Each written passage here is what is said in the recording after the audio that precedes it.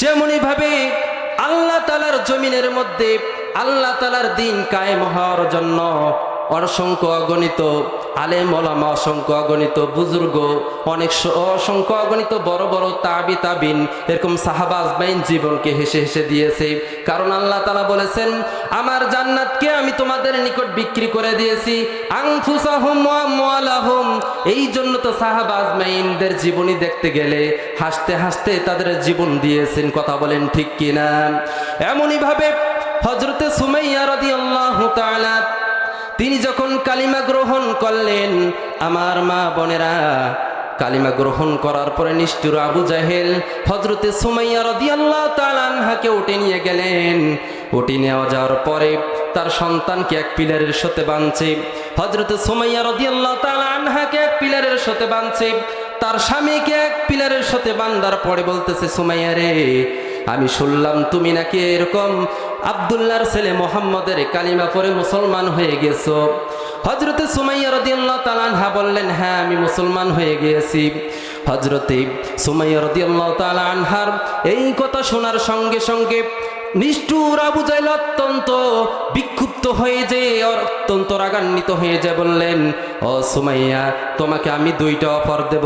তুমি যে মুহাম্মদের কালিমা যদি তুমি ছেড়ে দাও, তাহলে তোমাকে ছেড়ে দিয়ে অত্যন্ত টাকা পয়সা দিয়ে তোমাকে এরকম লাঞ্ছিত অপমানিত না করে তোমাদেরকে ছেড়ে দেওয়া হবে। আর তুমি যদি কালিমা গ্রহণ করো, আল্লাহ তাআলার উপরে এক আল্লাহর প্রতি যে ঈমান রাখো, তাহলে অত্যন্ত অপদস্থ অপমানিত করে তোমাকে দুনিয়া থেকে লাঞ্ছিত করে অপদস্থ করে বিদায় করে দেওয়া হবে।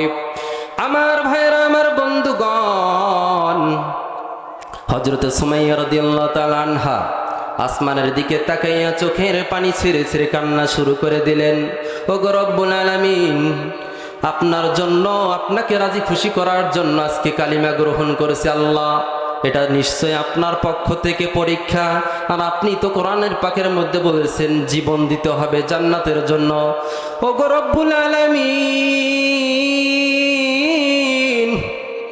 আপনি আপনার পরীক্ষার মধ্যে পাশ করে নেবেন, এইভাবে মনে মনে দোয়া করতেছেন। হযরতে সুমাইয়া রাদিয়াল্লাহু তাআলা আনহাকে বললেন, ও সুমাইয়া, তুমি কি কালিমা ছাড়বে নাকি তোমাকে অপদস্থ অপমানিত করব? হযরতে সুমাইয়া বললেন, না না, আমার জীবন দিতে রাজি, কিন্তু আমি কালিমা ছাড়তে রাজি নয়। হযরতে সুমাইয়া রাদিয়াল্লাহু তাআলা আনহার একটা একটা করে কাপড় খুলতে শুরু করলেন। হযরতে সুমাইয়া রাদিয়াল্লাহু তাআলা আনহা চোখ বুজে বুজে যখন কান্না শুরু করলেন, ডুকরে ডুকরে কান্না শুরু করলেন। আমার ভাইয়েরা, আমার বন্ধুগণ, এই ঘটনা বলার উদ্দেশ্য একটাই, হযরতে সাহাবা আজমাইন কোন বিনিময়ে, কোন রক্তের বিনিময়ে, কি পরিমাণ ত্যাগের বিনিময়ে আমাদের কাছে ইসলাম এসেছে। আমরা তো মুসলমানের ঘরে জন্মগ্রহণ করেছি, আমরা তো কিছুই জানি না। কত কষ্টের কারণে, কত মুজাহাদার কারণে আমাদের পর্যন্ত ইসলাম এসেছে, কোরআন এসেছে, একটু চিন্তা করলে আপনারা পাবেন। আমার বন্ধুগণ, আমার ভাইয়ারা রে, আমার পর্দার অন্তরের মা, ভালো করে শুনে নাও, বুঝে নাও। আল্লাহ রব্বুল আলামিন বলতেছেন, ফাল্লাদহাকু কলিলাও ওয়াল্লাবকু কাসীরা। ও দুনিয়ার মানুষ, ভালো করে শুনে নাও, বুঝে নাও। আল্লাহ রব্বুল আলামিন বলতেছেন, ফাল্লাদহাকু কলিলাও ওয়াল্লাবকু কাসীরা। কম কম হাসো, বেশি বেশি কান্না করো। আমার ভাইরা, আমার বন্ধুগণ, আল্লাহ তাআলার রাজি খুশি করার জন্য যদি একটা ফোঁটা চোখের পানি কাঁদতে পার, ছেড়ে ছেড়ে কাঁদতে পারো, রব্বুল আলামিন বলেন, কিয়ামতের ময়দানে যখন জাহান্নামটা কিয়ামতের ময়দানের কাছাকাছি চলে আসবে, ৭০,০০০ ফেরেশতা সেই জাহান্নামকে ধরে রাখতে পারবে না। এই দৃশ্য দেখে রহমাতুল লিল আলামিন নবী সিজদায় পড়ে চিৎকার করে কাঁদতে থাকবে। রব্বুল আলামিন বলবে, ও আমার বন্ধু, তোমার তো সামনেও কোনো গুনাহ নাই, পিছেও কোনো গুনাহ নাই, তুমি জান্নাতে চলে যাও। আমাদের রহমাতুল লিল আলামিন নবী বলবেন, ও গো রব্বুল আলামিন, আপনার জান্নাতে আমি ততক্ষণ পর্যন্ত প্রবেশ করব না যতক্ষণ পর্যন্ত আপনি আমার গুনাহগার উম্মতদেরকে নিয়ে জান্নাতে পাঠাইবেন না। আমার বন্ধুগণ, আমার ভাইয়েরা, আল্লাহ রাব্বুল আলামিন কিছু সংখ্যক পানি রহমাতুল লিল আলামিনের নিকট দেবে। ওগো রব্বুল আলামিন, ও আমার দোস্ত মুহাম্মদ, এই পানিটা আপনি জাহান্নামের আগুনের মধ্যে নিক্ষেপ করে দেন। রহমাতুল লিল আলামিন নবী যখন এই পানিটা যখন জাহান্নামের মধ্যে নিক্ষেপ করবে, চোখের পলকের মধ্যে জাহান্নামটা অনেক দূরে চলে যাবে। আমার ভাইরা, আমার বন্ধুগণ, পর্দার অন্তরের মা, ভালো করে শুনে নাও, বুঝে নাও। এক ফোঁটা চোখের পানি কোনো ব্যক্তি যদি এরকম চোখের পানি ছেড়ে কাঁদতে পারে, হাদিস শরীফের মধ্যে আল্লাহ রব্বুল রহমাতুল লিল আলামিন নবী বলে, চোখের পানি নাকের ডোকায় আসার আগে আমার আল্লাহ রব্বুল আলামিন তার জিন্দেগির গুনাহ খাতাগুলো মাফ করে দেয়। বলেন সুবহানাল্লাহ। এই কথায় আল্লাহ রব্বুল আলামিন 10 নম্বর পারার 19 নম্বর পৃষ্ঠার 3 নম্বর লাইনে বলতেছেন, ফাল্লাদহাকু কলিলা, ও দুনিয়ার মানুষ কম কম হাস। হাদিস শরীফের মধ্যে বলেন, কোন ব্যক্তি যদি বেশি বেশি অট্ট হাসি দেয়, তার অন্তরের মধ্যে অন্তরটা এমন শক্ত হয়ে যায়, আল্লাহ তাআলার ভয়ে তার চোখ থেকে পানি বের হয় না। আমার বন্ধুগণ, আমার ভাইরা রে, হযরত খাদিজা রাদিয়াল্লাহু তাআলা আনহা চোখের পানি ছেড়ে ছেড়ে কান্না শুরু করলেন আর বললেন, ও আমার সন্তান, আমাকে যদি আল্লাহ তাআলার রাজি খুশি করার জন্য জীবনকে দিতে হয়, আমি জীবন দিতে রাজি, আমি জীবন দেব, তোমরাও জীবন দিও, কিন্তু নিষ্ঠুর আবু জাহেলের নিকট তোমরা মাথাকে নত করো না। আমার ভাইয়েরা, আমার বন্ধুগণ, আমার পর্দার অন্তরের মা, একটু ভালো করে চিন্তা করে নাও, একটু ভালোভাবে বুঝে নাও, ইসলামের জন্য আমাদের কতটুকু আত্মত্যাগ করেছি, কতটুকু দান করেছি, কতটুকু সদকা করেছি। কিন্তু হযরত সাহাবা আজমাইন তাদের জীবনকে বিতাড়িত করেছে। হযরত খাদিজা রাদিয়াল্লাহু তাআলা আনহাকে এক পর্যায়ে উলঙ্গ করে দেয়। তিনি আসমানের দিকে তাকাইয়া মনে মনে দোয়া করে, রব্বুল আলামিন, আপনি পরীক্ষা নিছেন রব্বুল আলামিন, আপনি আপনার পরীক্ষায় পাশ করে নেবেন।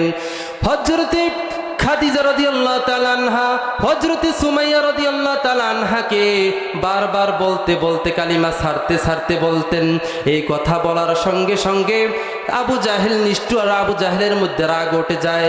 এই কথা বললেন, ও সুমাইয়া রে, শেষ পর্যন্ত তোমাকে বললাম কালিমা ছাড়ো, না হলে তোমার জীবন দিতে হবে। এই কথা শোনার সঙ্গে সঙ্গে নিষ্ঠুর আবু জাহেল এমন জোরে একটা তরবারি তার নাভির নিচে প্রবিষ্ট করে দিলেন। খাদিজা রাদিয়াল্লাহু তাআলা আনহা যখন মৃত্যু শয্যায় কাঁদতেছিলেন, এইরকম সাকরাতুল মাউত যখন কাছে চলে আসলেন, তিনি একবার আসমানের দিকে হাসি দিলেন, আবার একবার কান্না করলেন, আবার একবার বললেন, ওয়া আলাইকুমুস সালাম ওয়া রাহমাতুল্লাহ। নিষ্ঠুর আবু জাহেল বলল, দুনিয়ার জমিনের মধ্যে অনেক মানুষের মৃত্যু দেখেছি, কিন্তু এই পাগলের মৃত্যুর মতো আমি আর জীবনে কোনো মৃত্যু দেখি নাই। ও সুমাইয়া রে, তোমাকে শেষবারের মতো একটা কথা আমি বলতে চাই, তুমি কেন আসমানের দিকে হাসলে, আবার বললে ওয়া আলাইকুমুস সালাম, আবার একবার কাঁদলে, কারণটা কি? হযরতে সুমাইয়া রাদিয়াল্লাহু তাআলা আনহা বললেন, নিষ্ঠুর আবু জাহেল, আমি আল্লাহ তাআলার প্রেমে, আল্লাহ তাআলাকে রাজি খুশি করার জন্য আমার জীবনটা দিচ্ছি। এই জন্য স্বয়ং আল্লাহ রব্বুল আলামিন জিবরাইলের মাধ্যমে আমার নিকট সালাম পাঠিয়ে দিয়েছে। বলেন আল্লাহু আকবার। পর্দার অন্তরের মা, ভালো করে শুনে নাও, বুঝে নাও। হযরত খাদিজা রাদিয়াল্লাহু তাআলা আনহাকে জিজ্ঞাসা করলেন, খাদিজা রে, তুমি কেন হাসি দিলে?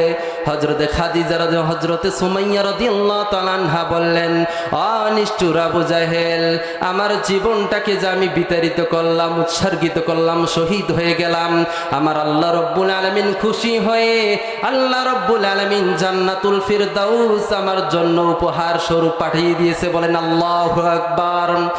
হযরতে ফাতিমা রাদিয়াল্লাহু তাআলা আনহা যেদিন দুনিয়া থেকে চির বিদায় নেবেন, তিনি বিদায় নেওয়ার পূর্বে তিনি এরকম স্বপ্নে যুগে দেখলেন, বিশ্ব নবী রহমাতুল লিল আলামিন নবী স্বপ্নে যুগে দেখালেন, ও ফাতিমা রে, তুমি এমন একটা রোজা রাখবে, যেই রোজার সেহরি খাবে তুমি মুহাম্মাদুর রাসূলুল্লাহ সাল্লাল্লাহু আলাইহি সাল্লামের ঘরে, আর সেহর ইফতারি করবে আমি মুহাম্মাদুর রাসূলুল্লাহ সাল্লাল্লাহু আলাইহি সাল্লামের সঙ্গে। হযরতে খাদিজা রাদিয়াল্লাহু তাআলা আনহা, হযরতে ফাতিমা রাদিয়াল্লাহু তাআলা আনহা ফজরের নামাজের নামাজের পরে তিনি চোখের পানি ছিঁড়ে ছিঁড়ে ডুকরি ডুকরি কান্না শুরু করলেন। বিশ্বনবী সাল্লাল্লাহু আলাইহি সাল্লামের জামাতা হযরত আলী রাদিয়াল্লাহু তাআলা আনহা বললেন, ও ফাতেমা রে, তুমি কেন চোখের পানি ছেড়ে ছেড়ে কাঁদতেছো? হযরত ফাতেমা রাদিয়াল্লাহু তাআলা আনহা বললেন, ও প্রাণের স্বামী গো, আমি আমার আব্বাজানকে স্বপ্নে যুগে আমি দেখেছিলাম। আমার আব্বাজান বলেছিল, ও ফাতেমা, তুমি এমন একটা রোজা রাখবে যে রোজার সেহরি খাবে। নারে তাকবীর! প্রধান মুফাসসির আগমন। গয়াবাড়ির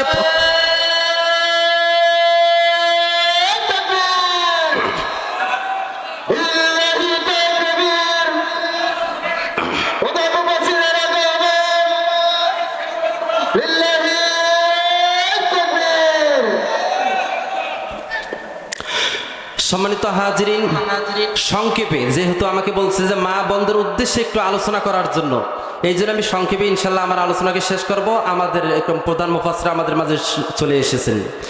আমার ভাইয়েরা, আমার বন্ধুগণ, হযরতে ফাতেমা রাদিয়াল্লাহু তাআলা আনহা চোখের পানি ছেড়ে ছেড়ে কাঁদতেছিলেন ফজরের নামাজের পরে।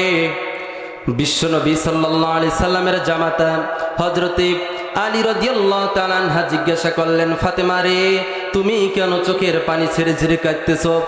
হযরত ফাতেমা রাদিয়াল্লাহু তাআলা আনহা বললেন, ও প্রাণের স্বামী, আমি স্বপ্নে যুগে দেখেছিলাম, আমার বাবা আমাকে বলেছিল, ও ফাতেমা, তুমি এমন একটা রোজা রাখতে চলেছো যেই রোজার সেহরির খাবার খাবে তুমি আলীর ঘরে, আর ইফতারি করবে আমার মুহাম্মদ রাসূলুল্লাহ সাল্লাল্লাহু আলাইহি সাল্লামের সঙ্গে।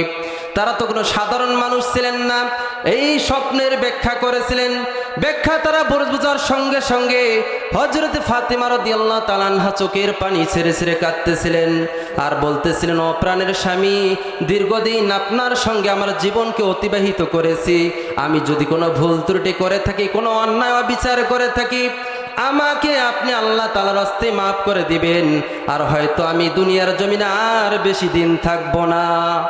আমার ভাইরা, আমার বন্ধুগণ, হযরত ফাতেমা রাদিয়াল্লাহু তাআলা আনহা বললেন, ও প্রাণের স্বামী, আমি যদি দুনিয়া থেকে চিরবিদায় নিয়ে যাই, তবে আমার তিনটা ওসিয়ত আপনার ওপর থাকবে, আপনি মানবেন তো?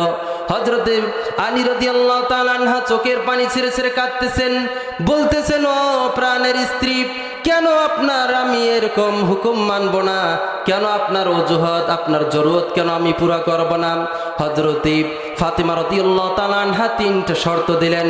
বলতেছেন, আমি যদি ইন্তেকাল করি, নবীর মেয়ে আমি যদি ইন্তেকাল করি, ও প্রাণের স্বামী, আপনি আর দেরি করবেন না। দেরি না করে আমি ইন্তেকাল করার সঙ্গে সঙ্গে আপনি দাফনের ব্যবস্থা করবেন।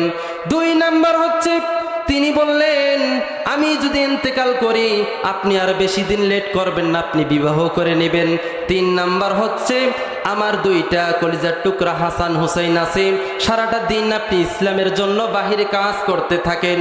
আমি যদি ইন্তেকাল করি, তাহলে আপনি সারাটা দিন ব্যস্ততা থাকার সত্ত্বেও আমার কলিজার টুকরা হাসান হুসাইনের সঙ্গে আপনি তাদের সঙ্গে একটু মোলাকাত করবেন, তাদেরকে একটু কোলে নেবেন।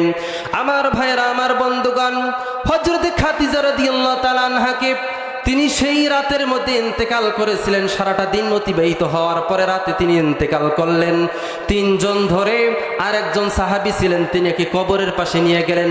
কবরের পাশে নিয়ে যে হযরত আলী রাদিয়াল্লাহু তাআলা আনহা বললেন, ও কবরের মাটি, তুমি কি জানো তোমার গর্ভের মধ্যে আজকে যাকে রাখতে চলেছি তাকে কি তুমি চেনো? যেই নবীকে সৃষ্টি না করলে আসমান জমিন কুল কায়নাত পাহাড় পর্বত কোনো কিছুই সৃষ্টি করতেন না, সেই নবীর কলিজার টুকরা হযরতে ফাতেমা রাদিয়াল্লাহু তাআলা। অতএব তুমি তার সঙ্গে ভালো ব্যবহার করবে। আমার বন্ধুগণ, আমার ভাইয়েরা, আমার বিদ্যা বাবাজিরা, আমার পর্দার অন্তরের মা, ভালো করে শুনে নাও, বুঝে নাও। কবর থেকে এমন একটা আওয়াজ এসেছে, এমন একটা জবাব এসেছে। ওই কবর বলতেছে, আমি এমন একটি এরকম পোকামাকড়ের ঘর, এমন একটি অন্ধকারচ্ছন্নর ঘর, আমার মধ্যে কোনো ব্যক্তি যদি 2টা জিনিস, 1 নাম্বার হচ্ছে ঈমান, 2 নাম্বার হচ্ছে আমল, এই 2টা জিনিস যদি নিয়ে আমার অন্ধকার কবরের মধ্যে কেউ আসতে পারে, তার জন্য আমি একটা জান্নাতের টুকরা, তার জন্য আমি একটা নূরের আলোয় পরিণত হয়ে যাব। বলেন সুবহানাল্লাহ। আমার ভাইরা, আমার বন্ধুগণ, অতঃপর ওই কবর থেকে আওয়াজ এসেছে, আমার মধ্যে যদি কেউ ঈমান আর আমল নিয়ে না আসে, তার জন্য আমি পোকামাকড়ের ঘর হয়ে যাব, তার জন্য আমি আযাবের একটা ঘর হয়ে যাব। বলেন নাউজুবিল্লাহ। ও পর্দার অন্তরের মা, ভালো করে শুনে নাও, বুঝে নাও, যেই নবীকে সৃষ্টি না করলে আসমান জমিন কুল কায়নাত পাহাড় পর্বত কোনো কিছুই সৃষ্টি হতো না। সেই নবীর সম্মানিত, সেই নবীর কলিজার টুকরা এরকম মেয়ে, তার ক্ষেত্রে যদি এই রকম প্রশ্নের জবাব আসে, তাহলে আমাদের জন্য কি অবস্থা হবে? এই জন্য পর্দার অন্তরের মাদেরকে ভালো করে আমি জানিয়ে দিতে চাই, যারা আছেন তারা আজকে এই মাইকের আওয়াজ যেখানে যাচ্ছে, অবশ্যই আপনারা খাস পর্দা করবেন, আল্লাহ তাআলার বিধিবিধান মানবেন, বেশি বেশি দান সদকা করবেন। আল্লাহ রব্বুল আলামিনের নবী, রহমাতুল লিল আলামিন নবী জান্নাত জাহান্নাম যখন ভ্রমণ করেছিলেন, তিনি জাহান্নামের মধ্যে দেখেছিলেন পুরুষদের চেয়ে বেশি সংখ্যক জাহান্নামের মধ্যে নারীরা ছিল। আমার ভাইরা, আমার বন্ধুগণ, এই জন্য রহমাতুল লিল আলামিনের মেয়ের ক্ষেত্রে যদি এরকম জবাব আসে, তাহলে আপনি আমি কি? আল্লাহ রব্বুল আলামিন আমাদের সকলকে বেশি বেশি দান সদকা করে, আল্লাহ তাআলার বিধিবিধান মানে, নবী সুন্নাতকে আঁকড়ে ধরে আল্লাহ রব্বুল আলামিনকে রাজি খুশি করে এই দুনিয়াকে আমাদেরকে নিঃশ্বাসটা, শেষ নিঃশ্বাসটা পরিত্যাগ করার তৌফিক দান করুন। সকলে পড়ি আল্লাহুম্মা আমিন। সম্মানিত হাজিরিন, আমাদের প্রধান মুফাসসির আমাদের সামনে উপস্থিত আছেন। আপনারা কেউ ওটাউটি করবেন না, কেউ ডানে বামে এরকম দাঁড়িয়ে থাকবেন না। ইনশাআল্লাহ কঠিনতম কঠিন সুররিত কণ্ঠ দ্বারা আপনাদেরকে আলোচনা শুনাইবে। আল্লাহ সুবহানাহু ওয়া তাআলা এই কথাগুলোর ওপর আমল করা এবং শেষ পর্যন্ত আমাদেরকে থাকার তৌফিক দান করুন। সকলে পরে আল্লাহুম্মা আমিন।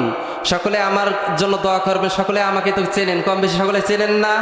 সকলে আমার জন্য দোয়া করবেন, আল্লাহ সুবহানাহু ওয়া তাআলা পরিপূর্ণভাবে যেন এই তাফসীরকে শিখে বুঝে নিজেও আমল করতে পারি।